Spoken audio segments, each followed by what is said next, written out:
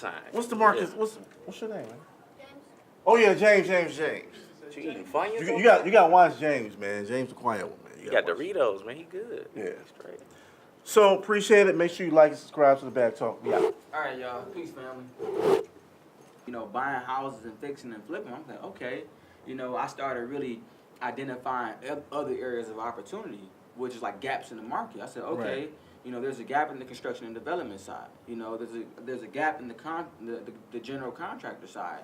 You know, once I started really putting the pieces together and figuring out how I can expand and build on top of this and really create something like some generational wealth for my family, that's when I got serious. Okay, because I think the time I met you, you were just starting to get your builder's license. Yeah. And I mean, you did it rather quickly, man. Like I remember, I met you that day. You was like, "Hey, man, let's get our builder's license now." Yeah, I was and then on. like 3 weeks later, you had it, man. Yeah. And You had to pay for it? Yep, you had to pay for it. Yeah, I think you gotta do what 40 hours. You gotta do 30 hours of class, like 10 hours of OSHA. Yeah. Then after that, then you gotta like take the state exam. State exam. Yeah, state exam. That's what 300 something like that. Yeah. It was like 189. Okay. So he did hit in 3 weeks. How long did it take you? I don't have it You yet. ain't got it yet. I ain't got it. I'm working on it. And that's the Okay. thing about being an entrepreneur. I think that what makes a successful entrepreneur is you gotta take action. I tell You people, do. you gotta just. Yeah, you gotta dive in. If it's one day at a time, you gotta just take action. Yep. So what was it? Because I know when Asia was on here, she took the test 7 times. I took it 3 times. I called Asia too. You had to pay every time? Oh yeah. Yeah. Oh, man. Oh, yeah. Asia spent $1,500. Yeah. Tripping, dog. But I mean, Bruh. the money you gonna get once you get That's it. one job. That's like you got a lotto ticket when you get that builder's license. Yeah. There's so many things you get into. You get Right. asphalt, concrete, roofing. I mean, it's subcontracting. Yeah. It's a move, man. Because it's a large gap in Detroit where the small people can kind of step into that gap. So that's really what entrepreneurs do. They find gaps. They find places where they can add their value to, and then they create a successful business off of that. Okay, so what is the name of your? Because I seen you got the dope logo. Yeah. Let's go with. Okay, the good black. shout out real quick. Check me out on live. The name of my business is Revere Estates. Tell me about your team, man, because you got a whole squad. Oh too, yeah, man. Shout the team out. Oh yeah, shout out to Deja. Deja on Instagram. I think her name is Deja.makk, and then also Candace Green. Deja she helps me with acquisition. She is a licensed realtor. She helps me with the acquisition. She helps me with actually managing my properties as well. And then Candace Green, she helps with the marketing and she helps with the project management as well. So last year, I didn't buy anything. 2018, I didn't buy a single house because I knew if I wanted to take it to the next level, I had to slow down. Because my first year I bought 2, the next year I bought 4. I'm like, okay. Yeah, I'm but about once to you buy start 8. getting over 5, it gets crazy. Right, and I had no systems, nothing no processes in place. Yeah. I'm just moving, So I had to build my team because I felt like, okay, if I really want to go, what's the proverb? If you want to go somewhere fast, go alone. But if you want to go somewhere far, go together. Right. So I'm thinking about longevity. I need people around me that do stuff that I ain't good at. Managing my properties, that ain't what I'm good at. And shout out to the sisters, man, because it seems like when you work with women, things just get done so much faster, man. I mean, it's some thorough dudes. It's a thorough dudes. Here. But then it's like ego. It's like a new edition type thing. It's Ego like is you there got too. a Bobby Brown in the mix. And Yeah. I don't know. It seems like with working with women, man, things just go smoothly, man. And they just got in their bag, man. I've been doing that for years, though. I learned that in college. What's that? Having a woman's perspective is key. You can have some important men in the room and y'all can all, but you still need to have a woman to chime in on a woman's perspective. Like, how does women see this? Right. Because all my tenants are women. Like, literally, everybody that rent my house are women. Is that so? How you do that? Fancy that. I mean, all right, the strategy.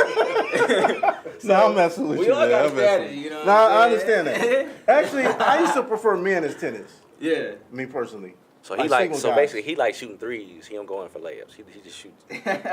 5 feet behind the line, man. Nothing wrong with that, bro. And the only reason I like single men is because I felt like coming in. Well, I was married at the time too. Yeah. When I was doing it, and it was just easier because at that time, it was like a thing, man. You know, I was married, and then my ex-wife and the tenants, it was like... you ain't want your wife to be butting up ahead with the tenant. Exactly. You was trying to protect yourself. You like, I don't want to know. You thinking windows, sideways. Yeah. I see Absolutely. your strategy. My strategy was more so cleanliness. I'm a man, and I know how I grew up. It took me a while to have that cleanliness aspect. Okay, that's a good way to look at it. I really want to like clean up. I do that now, but I had to like really train myself. You know what I'm saying? And then, to me, women are a little bit more reliable when it comes to like rent, paying stuff on time. And then I can charm women. You know, I like literally like. I believe women. You know, I got a charm about women, so they respect me, they willing to listen to me, and they gonna do for me. So I'm like, okay, I'm gonna take advantage of it. So you wasn't like my man off Set It Off, was you? Damn. What's my man's name on Set It Off? What? He said they're gonna do for me. Yeah, they gonna pay their rent. They like, look, this D, I like Remember the D. landlord off Set It Off? What happened? Always sweating Jada Pinkett. Oh no, man, watch out. I actually You gotta watch Set It Off, man. You know.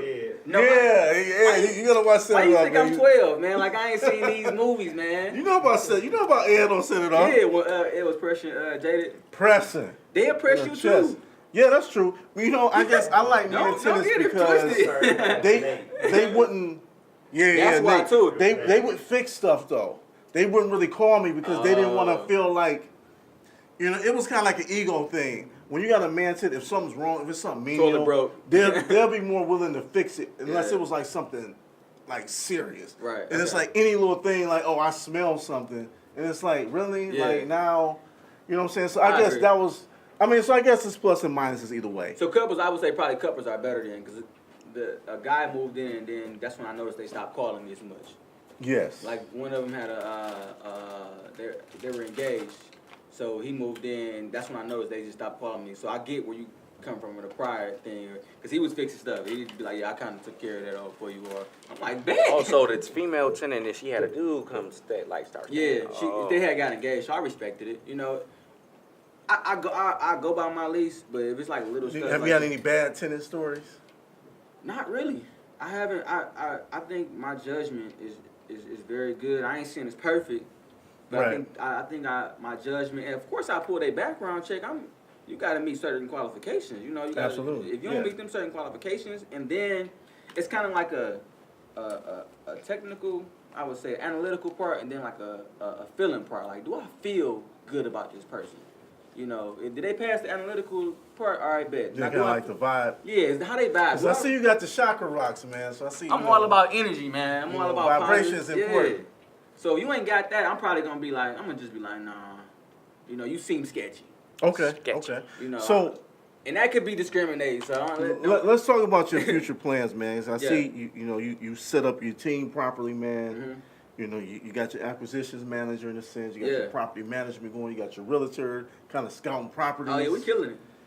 You got your finances. You was able. Shout out to Anwar. You was able to get some paper. Straight up. Yeah. So now So of course you have to get your credit straight for that. Yep. So what's next? Because now, how are you going to use this class that we in, like this developmental class, to kind of like, advance your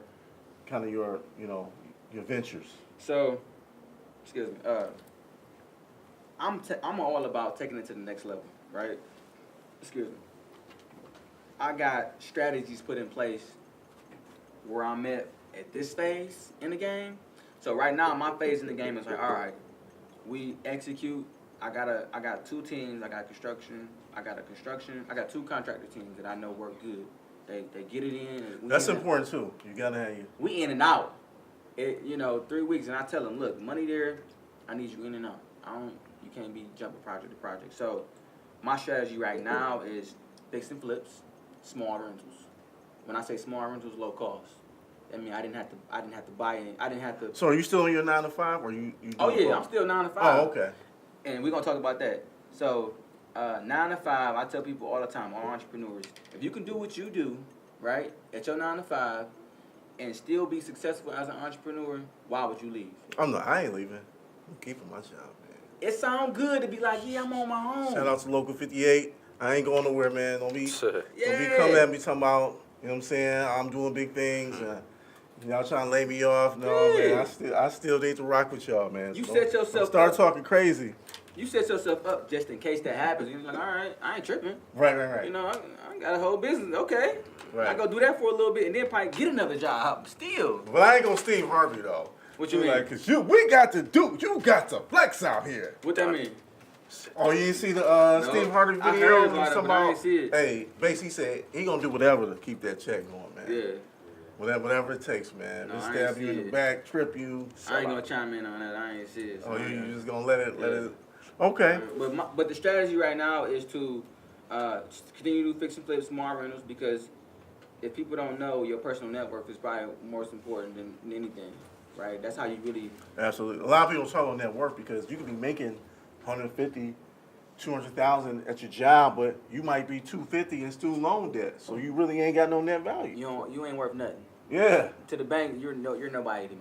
Right. You know, like, so that's why you gotta obtain assets. So I'm containing small assets as I go through the fix and flips. But now I'm in a point of trying to scale. You know, trying to do the 10plex. You know, I looked at a school the other day. I wasn't afraid of it. Right. I looked at the band in school and I you know how you get them negative thoughts like, damn, I don't know if I can do a school. It's like, I why don't not? know. He about to be a LeBron James? I'm like, I can do turn the school into like Yeah, condominiums. because, you know, when I went to the Jeff Con meeting, Yeah. they basically saying like, it's about 75, 80 schools in Detroit that's abandoned. Just sitting there. That many? Yeah. Jeez. But Sitting there. they're not going to reopen them at schools. Why not? It's like, I mean, number one, there's not enough, students to house them. So Yeah, I'm gonna be mechanical, and then, you know, I just kind of took it and ran with it, see where it went, and now I'm here. Got my degree in mechanical engineering. my first experience in Michigan State was like, I think 94, 95 when Pac pulled up. To state? Yeah, Pac pulled Man, up to what state. y'all- He shut all of What Lansing. y'all- You remember that? You believe it? Yeah, Oh, he shut all of East Lansing down, man. It was nuts. And I didn't realize how serious the party scene was in Michigan State. Oh, it's lit. I seen it firsthand, like Oh, yeah. 94. I think it was 94. Either 90. It was like when he first got back out of jail. He shut He East came to Lansing. state. Yes, That's wild. Down. I'm about to Google that. I It don't was- believe. Somebody dude, Google that, man. it was crazy, man. It was crazy. So anyway, how did you remain focused, man? Because I know Michigan Yeah. State's a huge Yeah. party college, man. For sure. Discipline. Like, you got to know why you here. I mean, discipline is so easy to say, right? We always got to say discipline, right? You hear that in everything. But you really got to be intentional and disciplined with your life. You gotta take control of your life. And that was me taking control.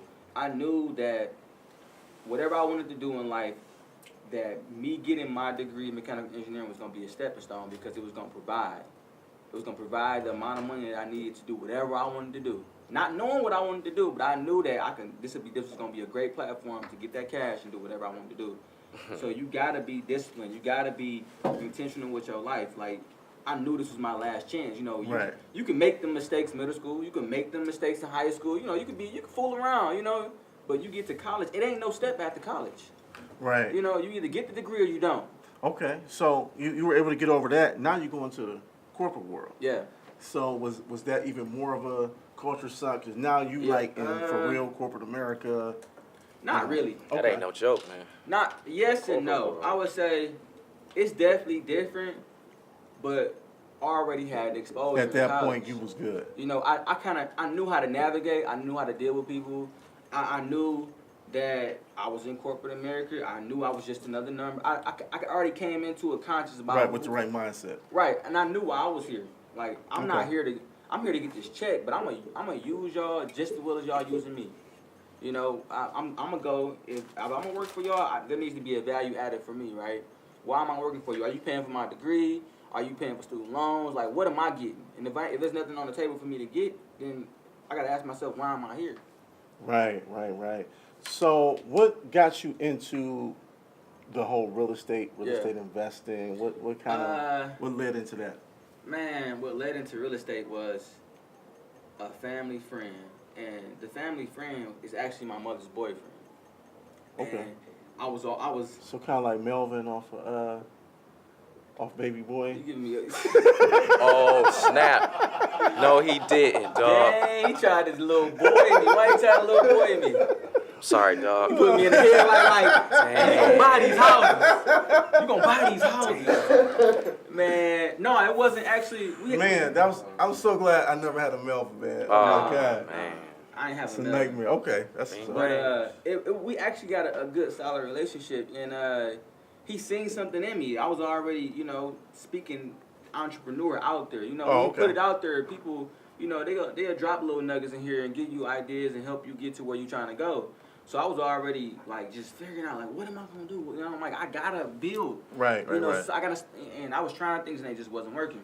So he just was like, I do really. He was like, I buy houses. That's what he talking about. I buy houses. Mm-hmm. The auction is coming up in October. It might have been. So what year was this? Around This 13, 2013? This was 2015. Okay, so this is when it was hot. Yeah, this one when it was, you can get in the game. $5, you get the crib. You feel me? Yeah, okay. So he just was like, all right, I buy houses. This one I was actually working in Lufkin, Texas. If any of y'all Google that, trust me. What part of Texas? That's the city. It's called Lufkin, Texas, but that's East Texas. And it's in the middle of nowhere. I don't think I've ever been there. East. So it's close to You don't wanna be there. It's close to Arkansas, like Texarkana and all that. No, that's like Dallas. Dallas is closest to Arkansas. Oh, okay. But it's between Dallas and Houston. Okay. But so it's right there in that dead open space where ain't nothing there. But like no that country city, for old men type. It's literally Texas. probably like 30,000 people that live in that city. Wow. Literally, it was born, right? Okay. So, he told me he was investing in real estate. He told me that, look, the auction coming up October, save your money. I help you buy real estate from there. Wants to know what to look for. Right. I hopped on it. I did my own due diligence. You feel me? I started saving my money. The way I save my money is and this is a strategic way for anybody to save their money. Okay. You gotta hide it from yourself. Right. I tell people this all the time. Like, don't try to put money into a savings account and expect to save it because you can still see it. Right. What I did, I would take $400 every check, put it in an envelope, and put it into a safe. Now I can't see it, so I go put that $400 back in there. Now I got $800. Now I got $1,200. Now I'm like, start building up quick. Yeah. Wait, where was the safe at?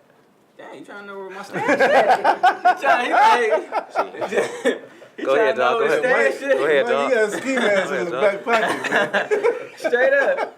So, man, I saved, I think I might have saved $2,500, and then I used my credit cards for $1,500. And I bought 2 houses. I bought 2 houses for $4,000.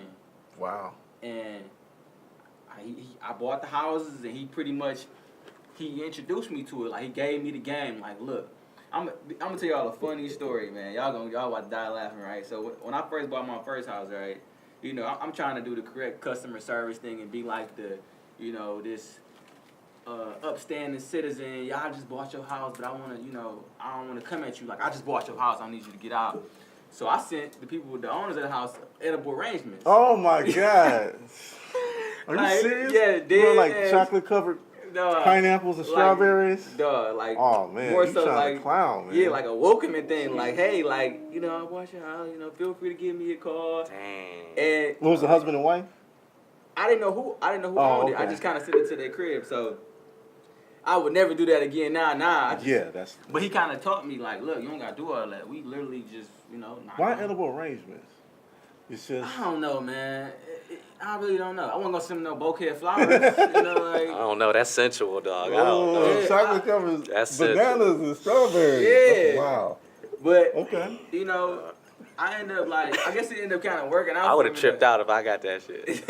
I've been thinking hey, I hope old girl is okay. Because if it was a married couple, man, you might have got old girl in trouble. It expressed it in like what I was, reaching out to him for. Now I just send an eviction notice. Now you'll call me.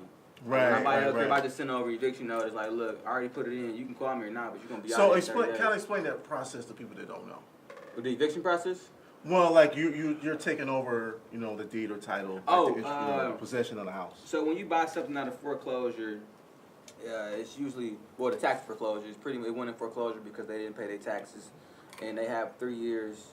Well, like redemption period. Yeah, it's after 3 years the house goes into foreclosure. So if you delinquent on your taxes for 2015, 2016, 2017, now they're like, okay, you just ignoring us. Right. You know, at this point, you ain't came here with no payment plan.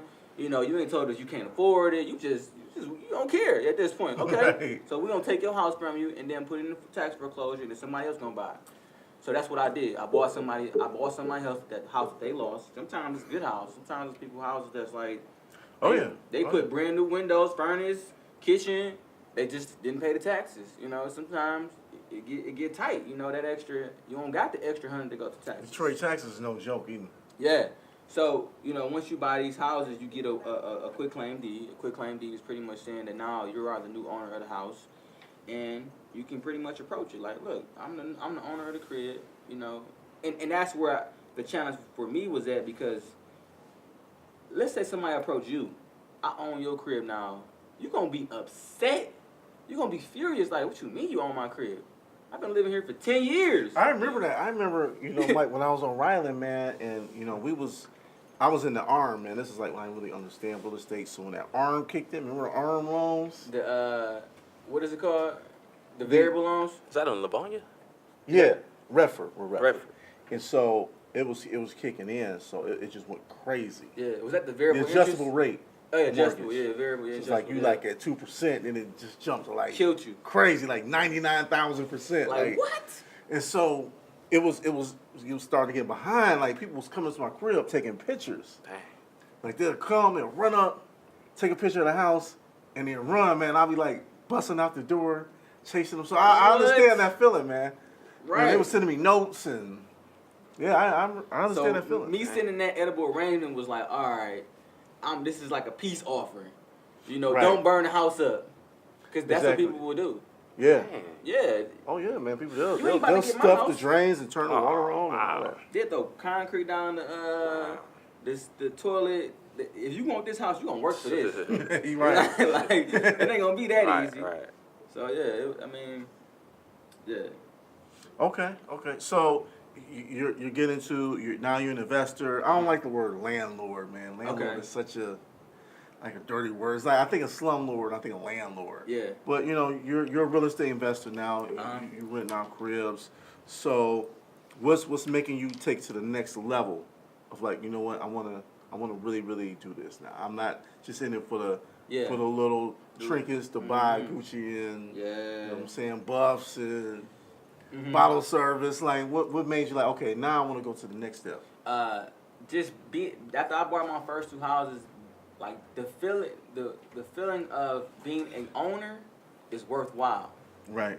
You know, and the feeling of being able to put money in your own pockets without somebody, you know, having to pay your paycheck, like a corporation having to pay you or a company, that's worthwhile as well. That's a great feeling to have. So once I noticed that, like, okay, I can really build something substantial here. You know, like, yes, it might take me a little bit of time, but I can build something substantial here. I can create something. And, you know, once I started to dabble in... See, I can't move, man. You like Snoop the Trainer Day, man.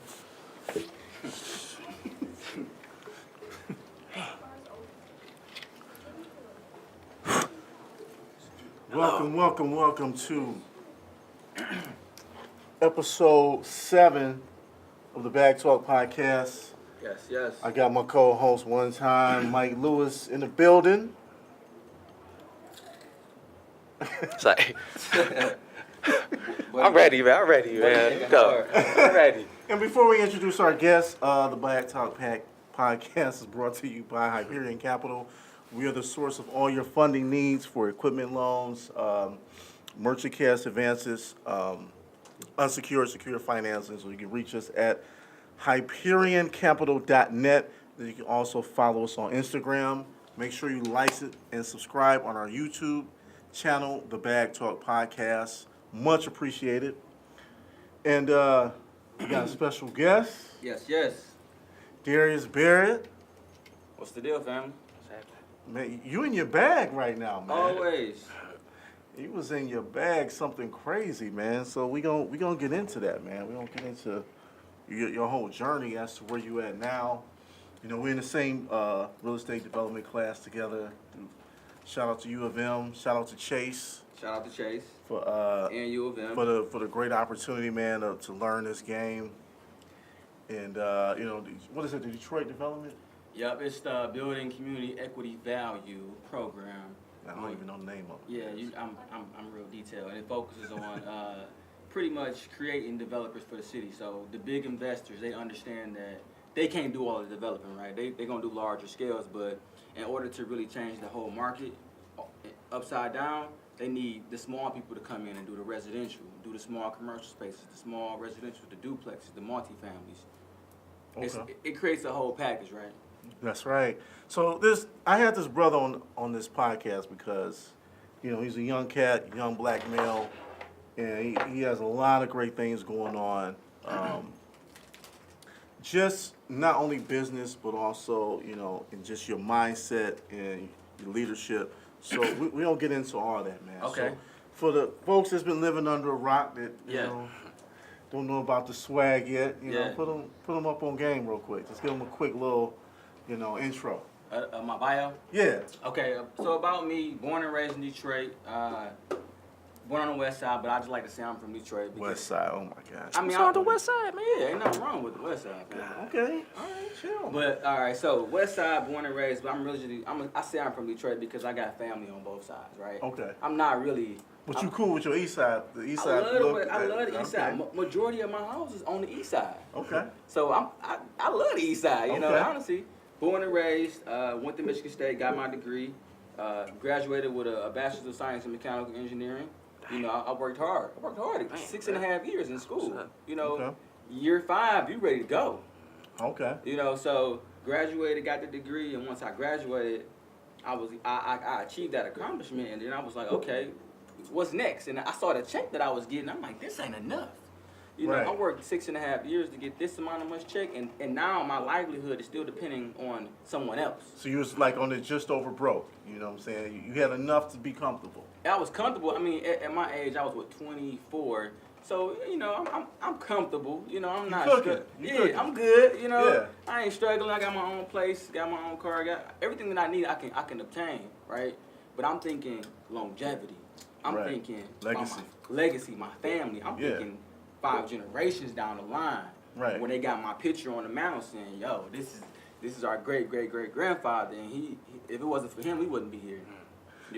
And I noticed, like, just watching your stories on Instagram, always look, your stories are always inspirational, and you allude a lot to Dr. Claude Anderson and the whole powernomics mindset. How did you get in? How did you was able to tap into that? Because a lot of us still don't even embrace, the great mind of Dr. Claude Anderson. How did you get into that? I got engaged with Claude Anderson from actually Hidden Colors. Okay. Shout out to Tariq. Yeah, shout out to Tariq. I was watching Hidden Colors, and I originally just started focusing on Black history, right? That was my thing. I wanted to know about myself, in my culture. Like, when you learn about your culture, you learn about yourself. And I was just digging in deep about, who we are as a people, our culture, where do we come from, what are the things that we believe, the history of it. Mm-hmm. And then I came across a video called Hidden Colors, and it kind of opened up everything. And it opened me up to the people that were kind of creating this movement. And Claude Anderson was one of them. And he always talks about powernomics. He always talks about Black economics, keeping the dollar within the Black community. How we don't think about politics, within making money. Like media as well. And media, and that's a key point. So, and once I got tapped into Claude Anderson, started following his pages, YouTube, just started, watching YouTube videos on him, and every time I watched the YouTube video, I was just getting different nuggets. I'm like, okay, and that's the people I'm gonna lean on, the people I'm learning from. If I ain't learning nothing from you, then ain't no point in me listening to you or hanging around you. Facts, and make sure y'all check out. I think Dr. Claude Anderson, he got like 5 books. He got Powernomics, Black Labor, White Wealth. Yeah, I got them too. Dirty Little Secrets. I think he got a couple more. I can't remember the other 2, but. He got some good games. So take us back to the beginning, man. So you grew up on the west side. What was that environment like? Were you more like a school book kid? Was you more like the swaggy kid in the hood? I feel like we all go through different phases, right? Okay. You know what I'm saying? We all go through these different phases in life, and we just got to understand what phase we in. When I first started, damn, my Instagram just timed out. So reset. I gotta. So this is what me being intentional. I set a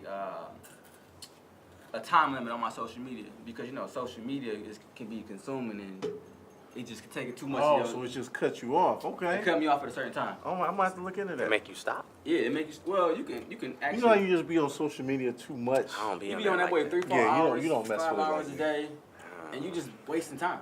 I'll be on it. Yeah.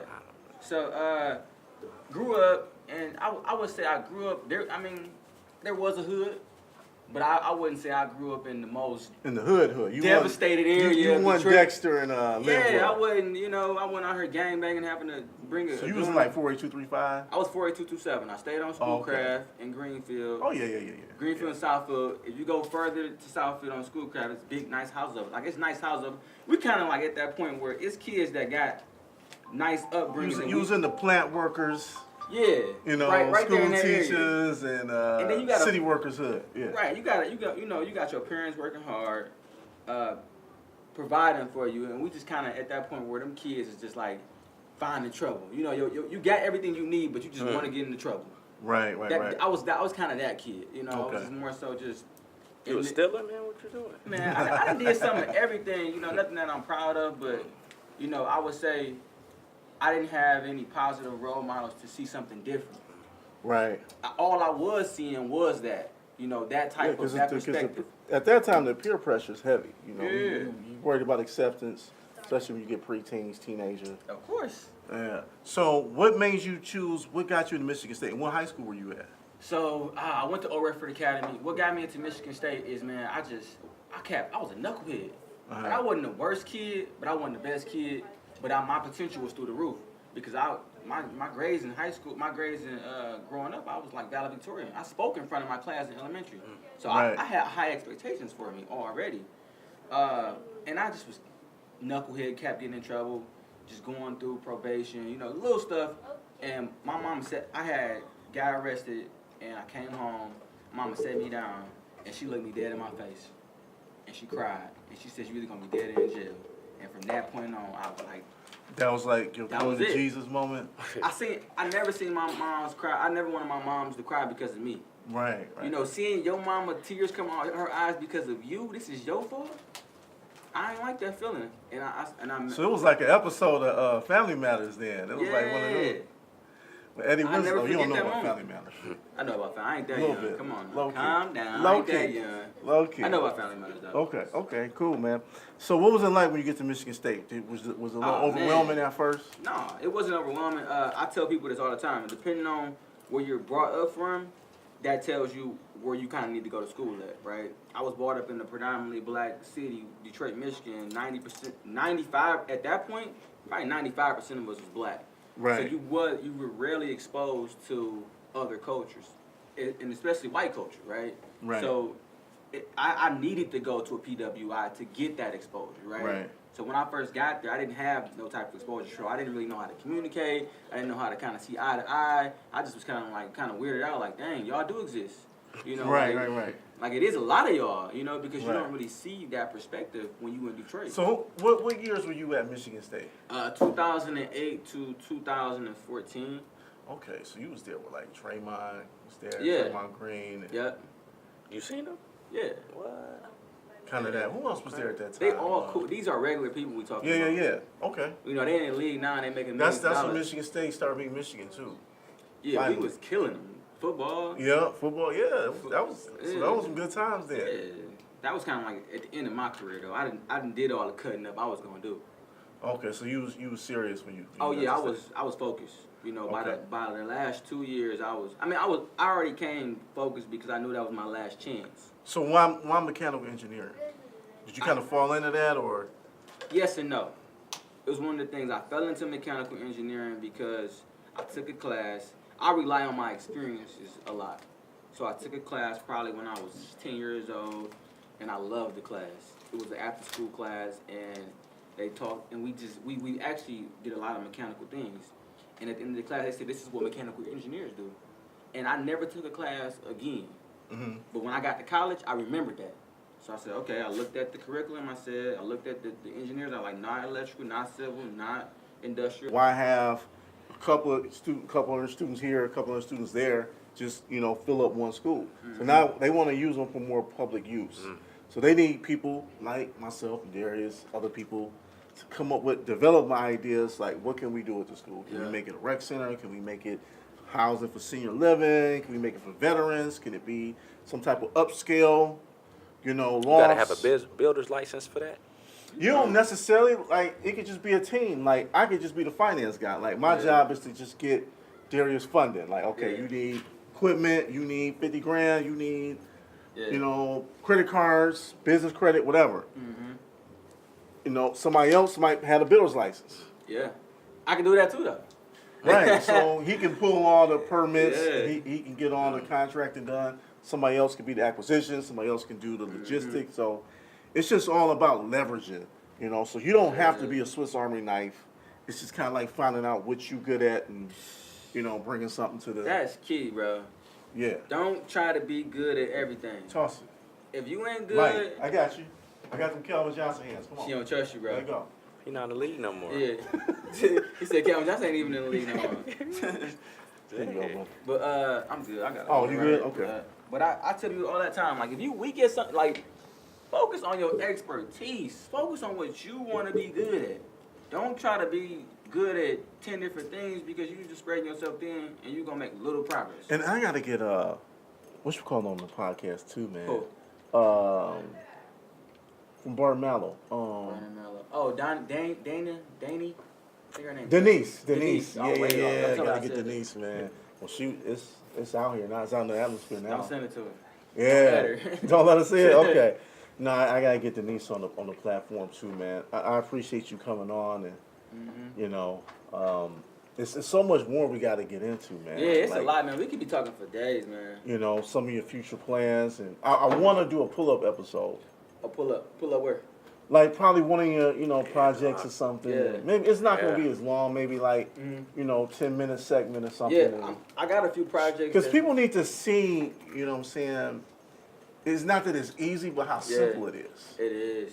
Well, we can't pull up on nobody's house that he renting out to, right? No, but a development project. Like if he's starting off a project, we pull up, we got the lights and everything. And we kinda, give me a month. Yeah, give me 30 we days. kind of, because I want people to kind of see, man, like, we all just everyday people, man. We ain't superhuman, man. It's just really about being intentional. That's it. So is any, things you got going on you want to let people know about? So if y'all once again, plug your, So I'm looking for good deals, really. Okay. Like, you got a house for sale? Let me know. You can follow me on all my social handles at Mr. Revere, Mr.Rever. You can take my contact down, 313-405-5443. I'm looking for contractors, and I'm looking for good deals. Good deals is a win-win for both of us. That means I make money and you make money. Now, what do you mean by a good deal? Because people may not know. Win-win situations, right? Okay. Not, I came to the table and I want $20,000 for a house that's worth 10. Right. Meet me in the middle, I give you 12. Right. So I can put some, because I got to add value to it, and I make the money on the back end. I don't see the money up front. You got your money up front. I got to put money into it to get my money on the back end. Right. So I think that's the perspective people got to have when they're selling their homes. Like, you want what it ain't worth. Just to get, we all want top dollar, but a lot of these houses ain't worth top dollar. But I'm willing to pay. I'm willing to cash out. I'm willing to give you the money. We can close in 15 days, and you walk away with 20 bands in your pocket. Sometimes 5. Sometimes 5. What type of company you deal with? I was working. I ain't gonna say was. They cool people. Put them out there, man. Go ahead and put them out there. I like Detroit Title. I like Detroit. Shout out to Detroit Title and Escrow. I went to their quickly. office. I went to their office, and that's kind of when I really started liking them. I'm like, this is a dope office. All right. Yeah, they cool. And they black owned. Yes, it's black owned. So the love got to go that way. Yeah, and the other one's Regions. You ever do a Regions too? I call Regions, but I haven't dealt with Regions. So I think they the most investor friendly. Yeah. It's a lot out there. But I guess I know these people, and I think when you know somebody, it makes a difference in the effort. I've called some title companies, man, and they be kind of short with you. They ain't really cooperative. And, you know what I'm saying? I had a title company mess up a deal for me because they didn't want to close on it. It was like, nah, you got to do this and this and this, and we ain't doing none of it for you, but you can go do it. Yeah, all That's the like- footwork. Yeah, it's crazy, man. You the type of company, like, this is what I'm paying you for. Yeah, they's like, we ain't trying to help you, young blood. We ain't Yeah. trying to put money in your pocket. We straight, yeah. So, I would say I would tell people Regions and Detroit Town Escrow. They move quickly. Yeah. I remember because I'm gonna have my man Zeke on. I think we closed on Yeah, the house Zeke. in 2 days. 2 man. days?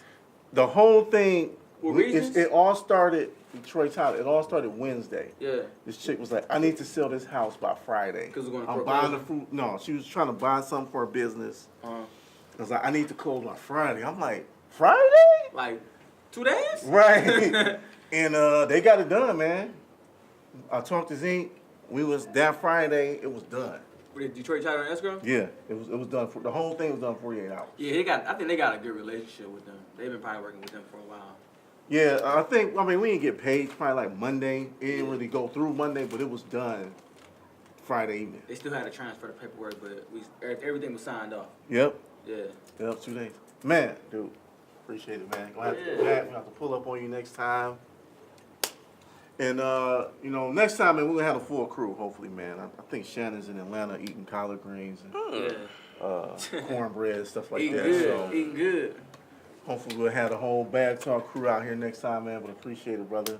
Oh, yeah. Knowledge. Appreciate all the game, man. I will see you Saturday in class, man. Oh, yeah, let's do it. And we gotta link up too. Yeah, we gotta do some business together. We need to come together and do a development project. Like, I really want to come in that class. I don't want to do one by myself. I can, but why? Well, we was eyeing the same property too. Which man. one? The one at Spring Worlds Park. On Vernon? Yeah. Vernon's cool, but I feel like there could be some limitations with that property. But the one on Grand River too. It could be some limitations with that property. Really? I want to go for a solid. Just lay up. You want to lay up right out the gate. A layup, but not like. Of course, it's gonna be a challenge, but not something that we gotta go get a lawmaker to come in and change some laws about. I want it to be simple because though the challenges with both of those, they don't have parking.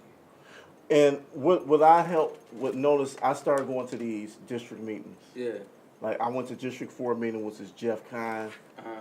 I met the city councilman. I can't remember his name right, but he's the city councilman for District 4. Uh-huh. And when you see him, when you talk to these people, it's a lot easier. When you just call them, hey, I'm Anwar. I want to They're talk like, to the man, what? right. What You're you like want? Anwar, what? Now I gotta say my name 3 times. Yeah. You know what I'm saying? So going to the district meetings help. Okay. Yeah, because you get to see the people. I met the state senators and all that good stuff, man. So Yeah. yeah. Okay. Well, you can do that. Yep. So like and subscribe. If you enjoyed the show, just give me your feedback. Even if you didn't like it, make sure you jump on YouTube and subscribe to the Bagtalk Podcast. This is episode 7. Why you name it the Bag Talk? The Bagtalk because Now I'm about to it's interview him. I like it. because I mean. The bag Yeah. is not just about money, The bag to me, like the Ooh, bag okay, is information. see, deep. It's information. It's networking. It's kind of like social awareness. Okay. So it's not just money per se that's in the bag. Ooh. The metaphoric bag. It's everything that's in there. So when Yeah. you got all that in there, man, you good. And the bag is gonna get you to where? Like what? Once we talk about the things in the bag, where is that taking you? Well, hopefully you take action, and everybody's different. Mm-hmm. You don't have to be like the next, Herb Strata, like this huge developmental. Maybe Yeah. for some person they just might Herb want to cool. do one. Yeah. Herb cool. Herb's thorough. Yeah. You might just want to do one project. Mm-hmm. You might be comfortable. Like I just want to make an extra $50,000 a year. Yeah. Somebody else they might want to get in 7 figures, 8 figures. Ooh. So everybody's different. You know what I'm Mm-hmm. saying? I'm not here to say what your purpose is, how much money you should be making, but I do want to get people like you because I see where you're going, man. Mm-hmm. I see the trajectory that you're going in. So I feel like, man, I was interviewing them at the embryonic stage. We're gonna look back 5 years and I'm like, Yeah, who like interview I've been on like, him. man, that's my guy. Like, Right. I'm about to call him right now. I mean, there's a lot of people I know that's really, 10, 15 years in, and I want to put them on too, but Yeah. I want to get the people that's just getting into the game maybe the last, 1 to 5 years too. Yeah. Because I'm trying to help people that's on the fence about getting into this. Yeah. Like, you can do it. Like, just because you got a good job don't mean you can't get in this too. You can do it. If you got 2 kids, you can do it. If you going through relationships problems, you can do it. Might take you a little bit longer. No matter what your situation, you can do it. So I'm trying to get everybody from all different situations. Yeah.